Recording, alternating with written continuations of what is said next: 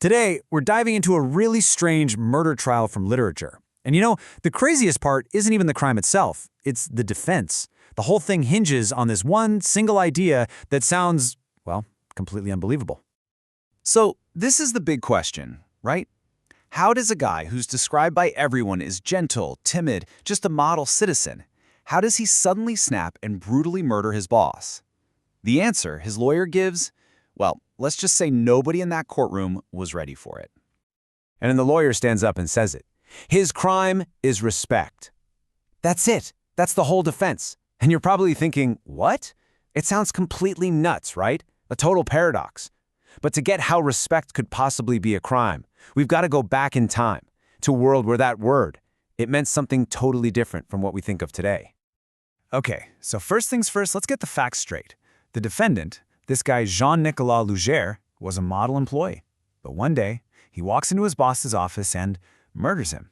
Just like that, in what looks like a totally random fit of rage. So we're not debating what happened. The real mystery here is why.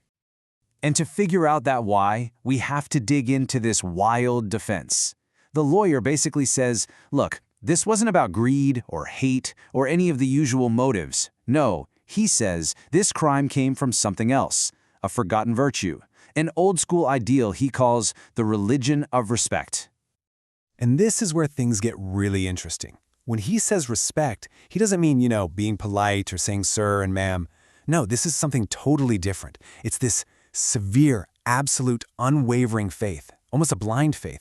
It's a belief so sacred that you'd literally die for it. And the lawyer's whole point is that we, in our modern world, we just don't get it anymore. We can't even wrap our heads around it. So what we've got here is a total clash of worlds. On one side, you've got this respectful man, Luger. He's living his life with his eyes closed, just believing, total blind faith. And on the other side, well, that's the rest of us. The lawyers, the jury, us. Our eyes are wide open, we're cynical, we've seen it all, we suspect everyone. For us, honor is a personal thing, right? Not some absolute, unbreakable code. So you've got to wonder, how does a person even get like that? To be this respectful man who's just blind to the world? To really understand Luger, we have to look at the life he lived. The life that created this incredibly powerful and, as it turns out, incredibly dangerous way of seeing things. And his life, up to a point, was just simple. Everything was black and white. He was brought up to see the world as good versus evil, no gray areas. He marries his cousin, who's just like him, pure, simple. His whole world was stable, it was righteous, it was built on this absolute, rock-solid trust that people and things were fundamentally good. And at his job, the guy was a saint. I mean, every single person who testified, even the victim's family, said he was the perfect employee. Honest, gentle, deferential, always on time. He was treated well because he earned it. And he just lived this quiet, happy, honorable life. But you know that can't last, right? This perfectly ordered world, it's about to shatter. After his wife dies, Luger is just lost. He's thrown into this deep, crushing loneliness that he just can't handle. You see, a guy like this, so simple and honest, he's just not built to be alone. He starts going to a local bar every night, not really looking for love, but just to not be by himself. And he's unconsciously drawn to the female cashier there. Why? Just because he craves that companionship. He spends every evening talking to her, and before you know it, he's fallen for her. He knows nothing about her life, but he's so naive and lonely that this clever woman has no trouble at all convincing him to marry her. And this is where it all goes wrong. That world he built on blind trust, it's on a collision course with a very, very ugly reality. The new foundation of his life, his second marriage, it's a complete sham. And the whole thing is about to come crashing down, hard. So after they get married, his new wife's behavior just gets worse and worse. She starts having affairs with basically everyone in his office. It becomes this huge public scandal that literally everyone knows about, except for Luger, of course. He's still living with his eyes closed. But then, she crosses a line you just can't uncross. She seduces the boss's own 19-year-old son and even gets 10,000 francs out of him. Okay, so now the boss, Monsieur Langlaise, is absolutely furious, and you can't blame him. This isn't just about an employee anymore. This is about his family, his son. So he calls Logère into his office and just lays it on him, cold as ice. I am obliged to dispense with your services. Now you have to remember Logère's mindset. In his black and white world, there's only one reason a good, honest employee gets fired. You're being accused of stealing.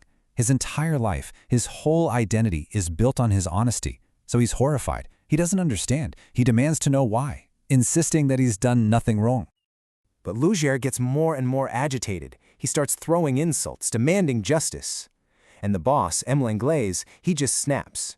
He feels like his honor is being attacked now. And in that moment, he makes a terrible, fatal decision. He tells him. He just throws the whole ugly, devastating truth about his wife right in his face. And what happens next comes from the victim himself, from his dying words. He said he saw Logère just stand there for a few seconds, completely stunned, his eyes just haggard. And then he sees him grab the long scissors from the desk. He sees him lunge, arm raised, and then he feels something go into his throat. The crazy thing? He said he didn't even feel any pain. That's how fast it all happened. So we're back to it. How on earth does a jury let a man go after a crime like that? It's so clear-cut, so brutal. Well, this is where the lawyer circles back to his completely unbelievable defense. In his final plea, the lawyer puts a bow on the whole thing. He says Logère's fatal flaw wasn't evil. It was a virtue that he put in the wrong place. Think about it. He gave his second wife the same blind, absolute, sacred respect that he had for his first wife. The first one deserved it. The second one, not so much. The murder, the lawyer argues, wasn't an act of a criminal. It was the catastrophic explosion of a noble quality that was betrayed. And the most incredible part? It worked. The jury is out for only a short while. They come back, and the verdict is not guilty. Jean-Nicolas Logère, the man who plunged scissors into his boss's throat, walks out a free man. Just wow.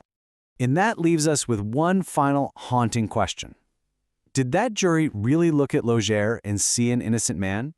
Or were they acquitting something else entirely? Were they, maybe, acquitting a whole bygone world they felt was lost? A world of absolute faith, of unshakable honor, and of a respect so powerful it could kill. What do you think was really on trial that day?